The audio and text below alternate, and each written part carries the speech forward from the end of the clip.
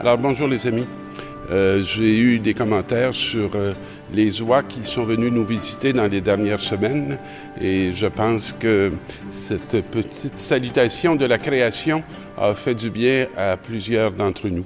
Cette semaine, nous serons visités par la parole du 31e dimanche du temps ordinaire. Alors, c'est le grand roi de l'univers qui inspire la crainte parmi les nations. J'aime revenir de temps en temps sur cette expérience de crainte qui n'a rien à voir avec une expérience de peur.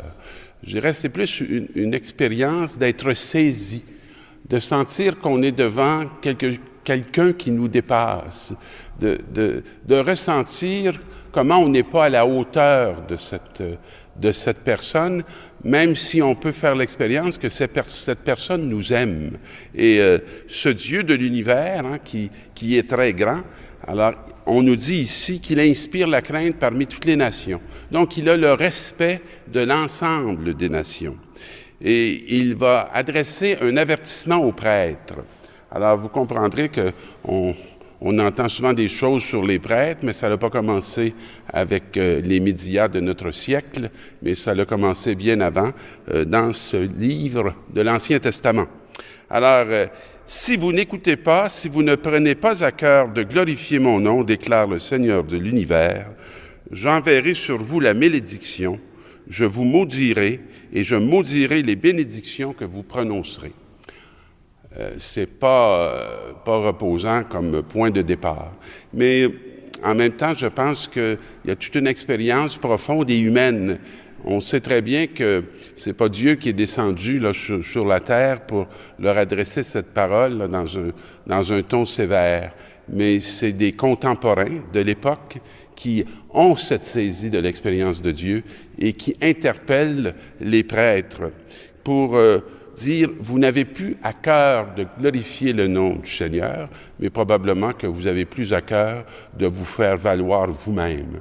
Et vous vous êtes écarté de la route et vous avez fait de la loi une occasion de chute pour la multitude. Alors voyez-vous, c'est quelque chose d'important. Comment on utilise la loi? Est-ce que la loi, on va l'utiliser pour qu'elle devienne pour nous un pouvoir et qui va nous faire contrôler les gens ou dominer les gens? Alors que la loi, elle n'a pas été donnée pour que des hommes aient certains pouvoirs sur d'autres, mais elle a été donnée pour qu'elle soit une route qui nous mène à celui qui est la vérité, qui est la vie. Alors, vous avez perverti mon alliance avec vous. Alors, c'est très fort de dire, vous n'êtes plus tourné vers moi, vous êtes tourné vers vous-même et vous utilisez mon nom. Alors, la parole va les inviter à se convertir, finalement. C'est pas une parole qui va les condamner, c'est une parole qui va les interpeller vivement à se convertir, à changer, à retrouver la voie, à retrouver le chemin. Et dans la deuxième lecture, qui vient d'une lettre aux Thessaloniciens, alors on voit que notre ami Paul n'est pas du tout dans les mêmes dispositions. Et à cette époque, on ne peut pas dire que le catholicisme, le christianisme est une grosse institution. Elle est une communauté en formation. Et notre ami Paul va plutôt dire qu'il a beaucoup d'affection pour la communauté. Je vous invite à écouter un petit extrait. Mais tout ce que nous sommes, car vous nous êtes devenus très chers. Alors, j'ai pour vous une telle affection et nous voudrions vous donner non seulement l'évangile de Dieu, mais tout ce que nous sommes.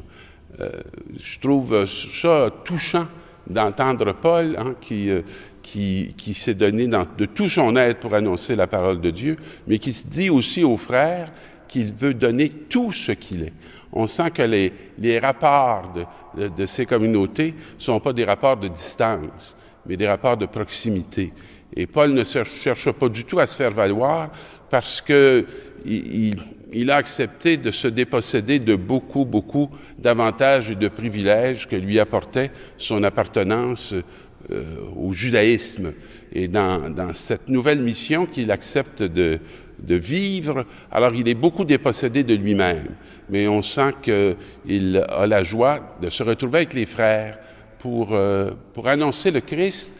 Et il va d'abord dire que ce Christ, il est dans le croyant. Il n'est pas à l'extérieur du croyant. Il n'est pas dans la parole que lui prononce, mais cette parole-là, elle habite déjà le cœur des croyants, et que dans cet écho qu'il fait, il renvoie à cette présence qui est dans l'être et qui n'est pas ni au-dessus ni à côté, mais bien au cœur même de l'être. La parole de Dieu qui est à l'œuvre dans tous les croyants, ce qui est vrai pour nous aujourd'hui. Et dans l'Évangile, c'est les scribes et les pharisiens qui enseignent dans la chair de Moïse. Fait qu'on revient au temple, on revient aux hommes d'institution, on pourrait dire. Alors, le Seigneur dit, « Pratiquez donc et observez tout ce qu'ils peuvent vous dire, mais n'agissez pas d'après leur acte, car ils disent et ne font pas. » C'est toujours beaucoup plus facile de dire qu'est-ce qu'il y aurait à faire que de le faire soi-même, ou que de le dire non pas avec nos mots, mais le dire avec nos personnes, le dire en action. Hein? Alors, ils lient de pesants fardeaux et en chargent les épaules des gens, mais eux-mêmes ne veulent pas les remuer du doigt. Il ne semble pas que la vocation d'un chrétien soit liée à des fardeaux. On n'a pas à interpeller, on n'a pas à, à rendre les gens coupables ou mal de ne pas être à la hauteur, d'une loi, mais on a à éclairer des cœurs pour justement que les fardeaux en soient allégés. Ce n'est jamais le Seigneur qui lie des fardeaux. Dans la théologie classique, on va dire c'est le péché. C'est le péché qui nous trompe. C'est le péché qui nous égare. Alors, ce qui est lourd, ce n'est pas le Seigneur. C'est le mal dont on ne peut pas se détacher.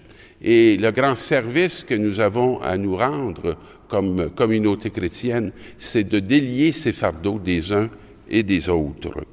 Alors, il va nous parler de ces gens qui agissent toujours pour être remarqués des hommes.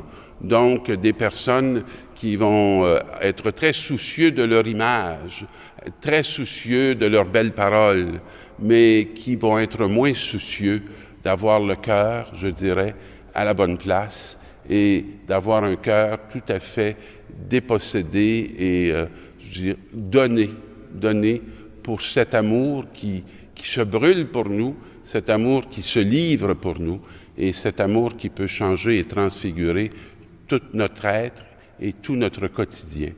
Alors, que cette parole et que ce feu puissent être en vous dans les semaines qui viennent, dans les jours qui viennent, et que vous puissiez être déliés de ce que vous portez inutilement pour être dans la grâce du Seigneur. Bonne semaine, mes amis.